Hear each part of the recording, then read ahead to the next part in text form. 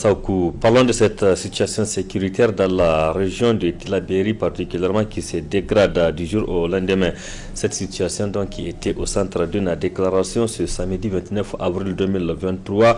La déclaration rendue publique par le comité Union Tillabéri, c'était ce matin à la maison des jeunes Diado Sekou de Niamey. Dans cette déclaration, le comité Union Tillabéri exige entre autres le départ des militaires français du sol nigérien. Un extrait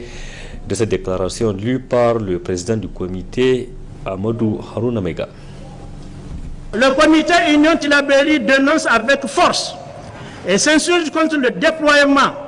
des forces étrangères, notamment françaises, dans le département de Terra et d'Ayoru, de manière à les positionner sur les frontières du Burkina et du Mali, deux pays engagés corps et âme dans la lutte contre l'insécurité dans la zone sahélienne en particulier, la zone des trois frontières combattue par les puissances étrangères pour ses immenses richesses naturelles. Ce déploiement est fait dans la perspective de lancement d'attaques contre les deux frères et amis, car selon les informations qui circulent, la présence des mercenaires tchadiens a été remarquée aux côtés des forces françaises et sont positionnés dans leur zone de prédilection qui est les trois frontières. Pour le comité Union Tillabéri, le gouvernement doit plutôt privilégier la coopération et la mutualisation des efforts avec les pays voisins qui font eux-mêmes face aux mêmes ennemis. Le comité demeure convaincu que le problème ne trouvera sa solution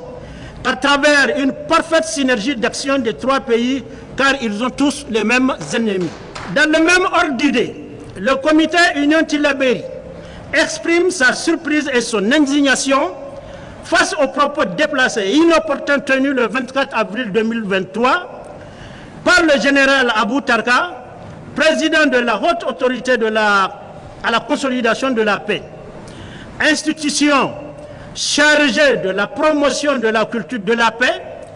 de la sécurité et de la cohésion sociale. On a plutôt entendu un pyromane, un instigateur d'un climat de suspicion et de tension avec le Niger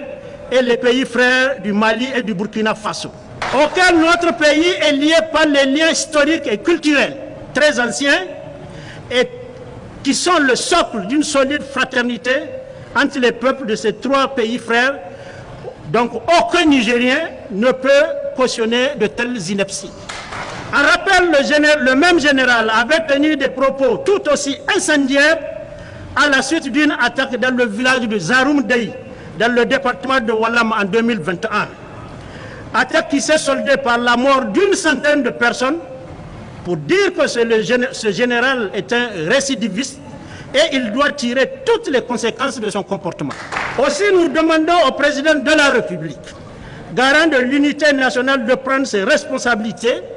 au regard des différents actes posés par ce monsieur,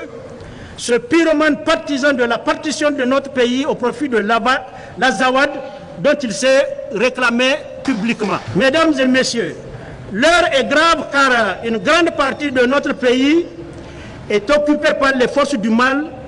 et les forces étrangères, notamment françaises, dont nous exigeons le départ immédiat de notre territoire. Notre pays est également sous menace d'une partition au profit de l'État islamique pour le Grand Sahara et l'Azawad, dont certains des parrains et des partisans sont tapis dans les hautes sphères de l'État du Niger, comme le général Abou Tarka. Aussi, nous lançons un vibrant appel à tous les fils et toutes les filles du Niger de se mobiliser comme un seul homme pour défendre l'intégrité territoriale menacée, pour que la responsabilité totale